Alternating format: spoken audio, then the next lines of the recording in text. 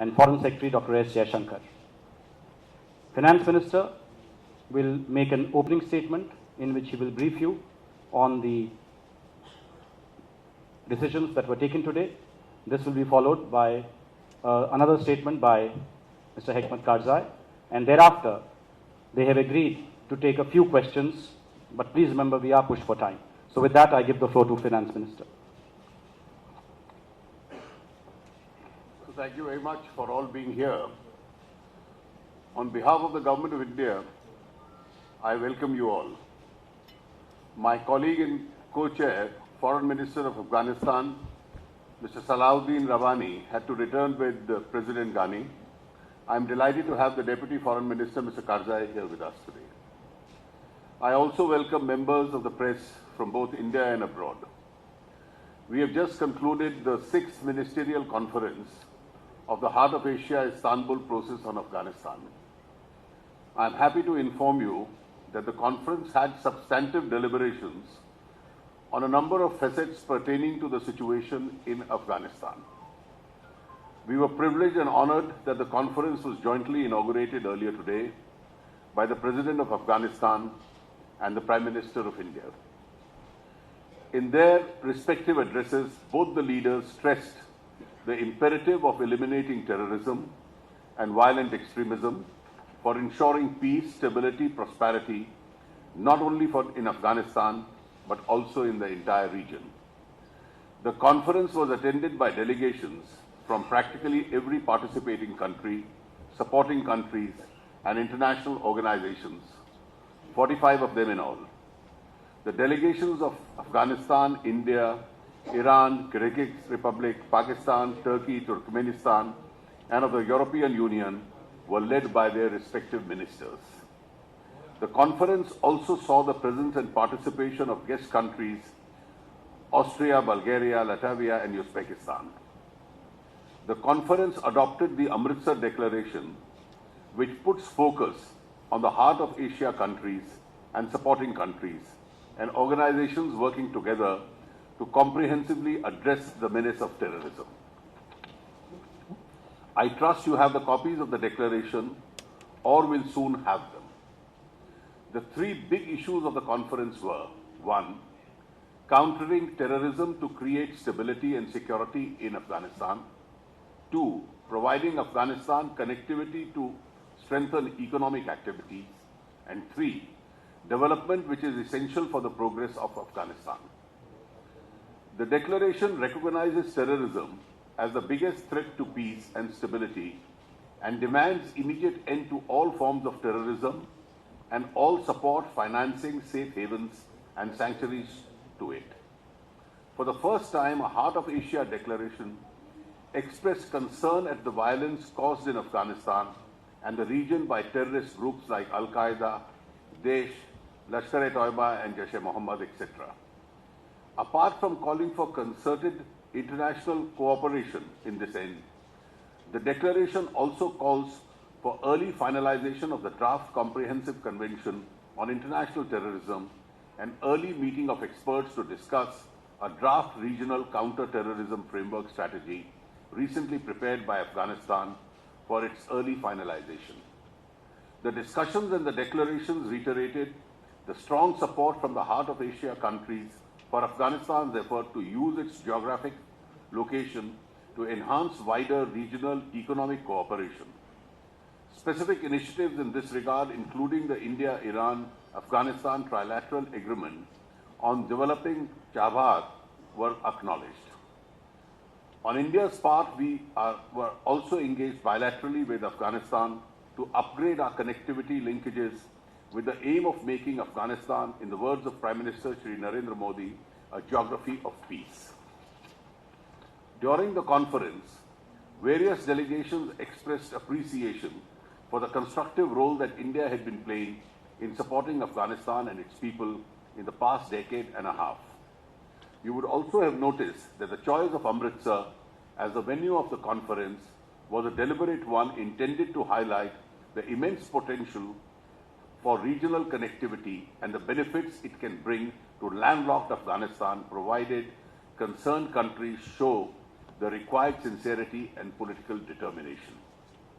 During the deliberations, the delegations welcomed the offer of the Republic of Azerbaijan to host the next ministerial conference of the Heart of Asia Istanbul process as co-chair in 2017. Over the last 2 days, when the large majority of participants in the conference were in Amritsar, we had the privilege of arranging visits for them for some places of historical and spiritual significance in the city, such as the Golden Temple and the Jallianwala Bagh. They also visited the integrated checkpoint at Atari. Before concluding, I would like to extend my sincere gratitude to the government of Punjab and the people of Amritsar for their wholehearted support over the last 2 days for a successful conduct of the conference. It has been a privilege for India to co-chair the Heart of Asia Istanbul process in 2016. As we pass on the baton, we look upon the year with satisfaction. We believe that we have contributed in a significant way to the process through the initiatives we took and the activities we organized for the betterment of Afghanistan. The Amritsar Declaration also refocused attention to certain core requirements of Afghanistan embodied in the Declaration's theme, addressing challenges, achieving prosperity. I would now like to request if the Deputy Foreign Minister of Afghanistan, Mr. Karzai, would like to make his remarks. Thank you.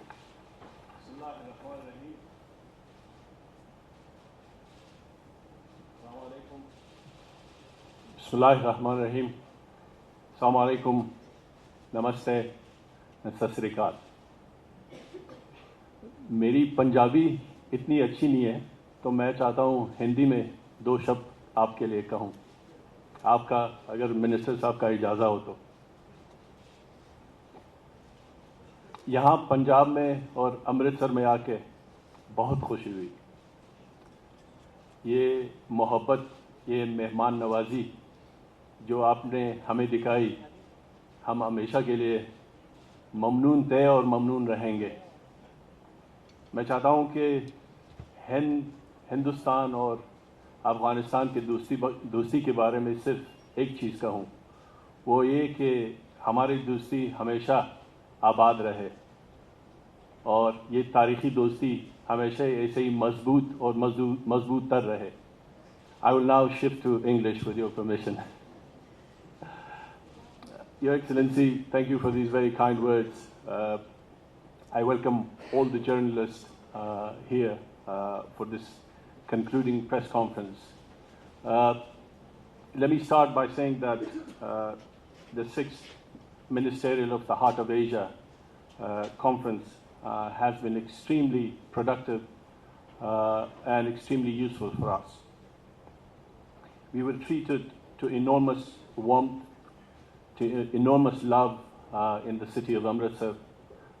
We felt a very deep connection with the city, going all the way back to the visits of Guru Nanak, who we refer to as Baba Nanak in Afghanistan. Nonetheless, this morning we had the 2 honorable leaders, Honorable Prime Minister and Honorable President of Afghanistan, inaugurate the session. And they were able to set the tone for the rest of the day. We had around 50 countries supporting international organizations participate in this event. And we had excellent deliberations. Given the talking points that the Honorable Minister just had, I really don't see a point of repeating many of the points because I could not have done or summarized those points in a better way. But what I would like to do is make a few points. First, the Heart of Asia region is a region where the challenges and opportunities are collective. We face similar problems, we face similar opportunities, and there are enormous opportunities. And I think our 2 leaders were able to very eloquently stress that this morning. But we also see in our region the very difficult problem of terrorism and violent extremism. We also see the problem of states nurturing and flirting with terrorism, which obviously not only has consequences for themselves, but also consequences for the region as a whole. Just summing up one more point, which is that in terms of the 5 previous events that we have hosted here, this was significant for several reasons why we were able to host it here in Amritsar, because particularly Amritsar represents an enormous corridor of transport, of trade, which particularly at the end of the day, Afghanistan would like to see itself as a bridge connecting South Asia to Central Asia and Central Asia to the Middle East. And there are enormous opportunities, and this is something that we are also continuously exploring. Lastly, once again, our very sincere gratitude to the government and people of India for your support. You have been able to share your bread with us. You've been able to support us in very difficult circumstances, and we're extremely grateful for that. I pray that this relationship continues to stay strong. Thank you very much. I thank the 2 ministers for their statements.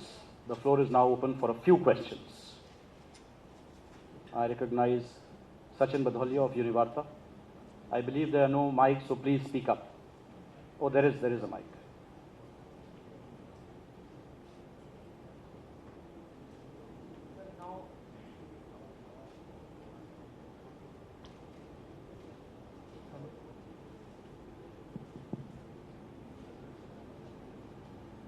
Sir, now Amritsar Declaration has been adopted. Sir, how much time was devoted to terrorism and what was the general sentiment? Well, all the 45 participating delegations have made statements. And as I indicated in my opening comments,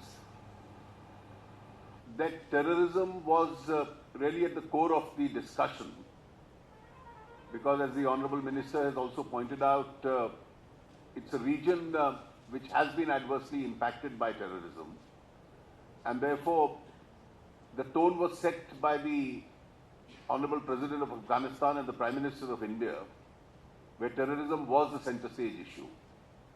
And therefore, as a part of the presentations made by various countries, besides development of Afghanistan, besides improvement on connectivity, terrorism was at the very core. Next, Manish Jha, India TV. Sir, Afghanistan has a connectivity issue. What is India doing about it, and what are your expectations from India in this regard? Well, I'll just make a comment and then request the Honourable Minister. In our presentations on behalf of India that were made, particularly the one I read out, and the Honourable Prime Minister's statement, there is of course a detailed reference to the port connectivity, and that's a project which is underway. Besides that, connecting Afghanistan to the port, India is quite open about the possibility of both a road and a rail link. Additionally, an air link, particularly for high-value supplies,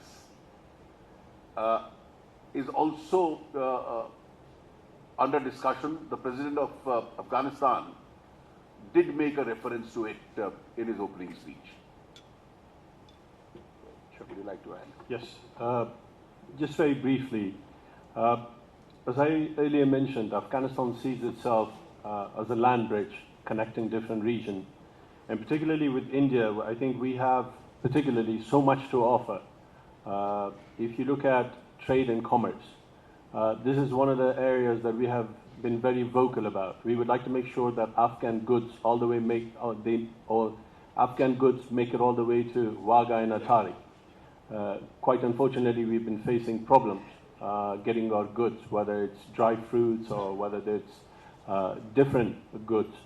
We've been having difficulties, so we would like to make sure that we're able to send them all the way from Afghanistan here. But there are difficulties, and we want to make sure that politically we are able to deal with these challenges.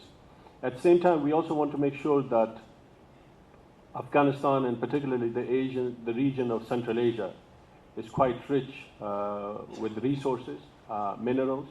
I think if you look at the energy infrastructure that is now being developed, particularly if you look at TAPI, which is the Turkmenistan, Afghanistan, Pakistan, Indian gas pipeline, that is something that is now progressing. But there are a lot of other projects that we would like to make sure that we are able to exploit and excavate, particularly the minerals that Afghanistan has on many of these areas. So we want to make sure that either through Jarbahar, that was referred to, or through various different links that we are able to connect with each other.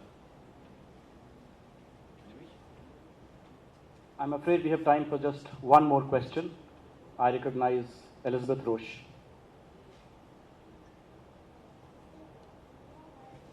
$1 billion.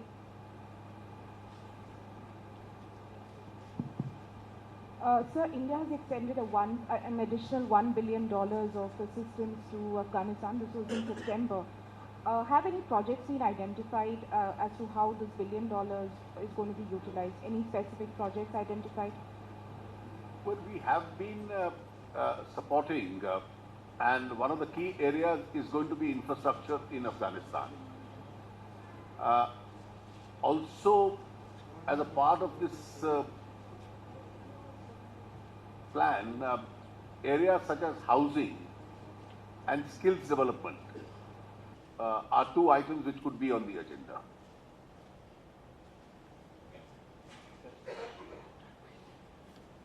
The additional $1 billion that has been very graciously will be provided by India. There have been some preliminary discussions that have taken place, but at the same time, there are certain priorities that the both governments have agreed on, particularly looking at water, looking at creation of certain dams, water management, and as the Minister also mentioned, vocational training, skills development in specific areas. So there are discussions that are taking place. One thing that I should specifically mention, the assistance that India has provided thus far has been quite generous. And our President also mentioned this morning that it's assistance that is without any strings. There are no political consequences or elements, policy ramification that is attached to that. So for that, I think we are grateful. I'm afraid Please, this is a press conference on the Heart of Asia Istanbul process. We have just had 3 questions pertaining to that. I will answer those questions at my regular press conference. I think the ministers have to go now. This press conference comes to a close.